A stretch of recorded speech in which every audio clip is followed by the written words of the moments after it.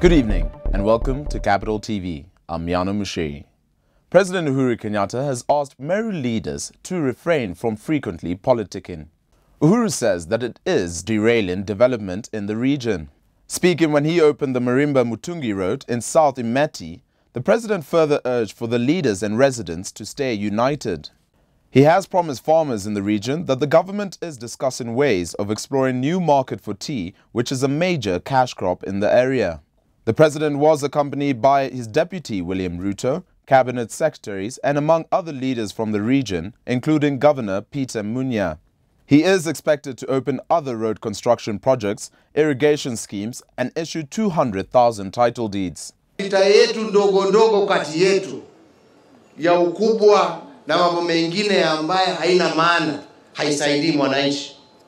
Mwananchi alitupatia vyeo ndio tumsaidie, tumtoe kwa shida, tumalize umaskini, tuhakikishe watoto wake wamesoma, tuhakikishe tumejenga barabara, tumelete stima, vijana wetu wako na kazi, mahospitali yako na dawa.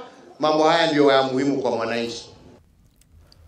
The Director of Public Prosecution, Kyriako Tobiko, has received 3 Anglo Leasing files. Tobiko told Capital FM News that the files involve high-profile individuals who served in the past and current regimes, as well as companies that were implicated in the multi-billion shillings scam. The DPP says his officers are studying the files and he will make a decision on the matter by next week Tuesday. According to DPP, the files are among 5 that were returned to the EACC by his office after evaluation in October last year, and a number of discrepancies were discovered.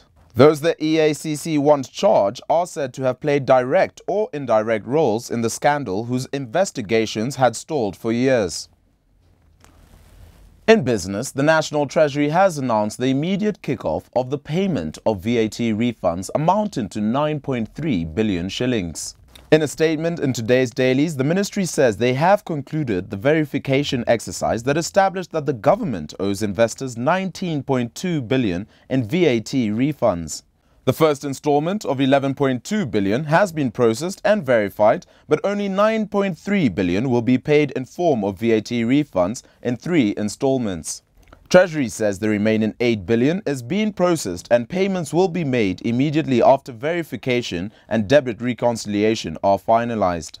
This whole process is expected to be finalized before the 30th of March. And now a look at the financial market.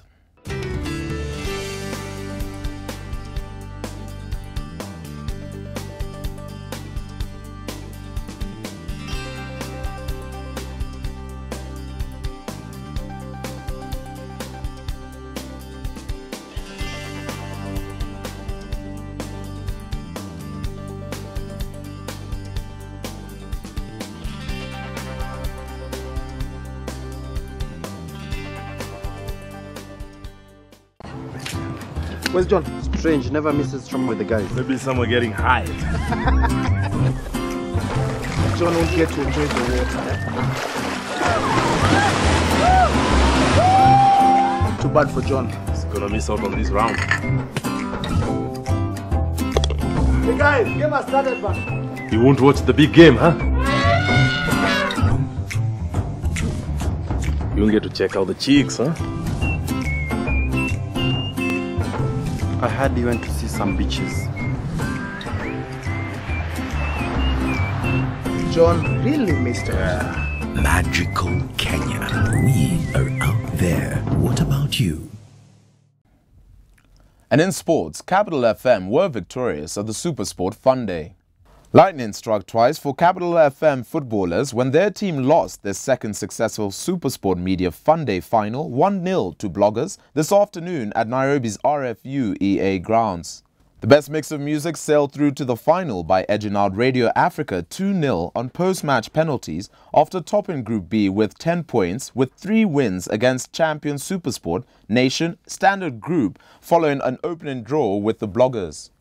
Lassie Trash with 2 goals prior to the decider deflected in the winning Bloggers strike in the final with Capital, who lost last year's final. Vi and Anita Nderu own goal once again suffered heartache.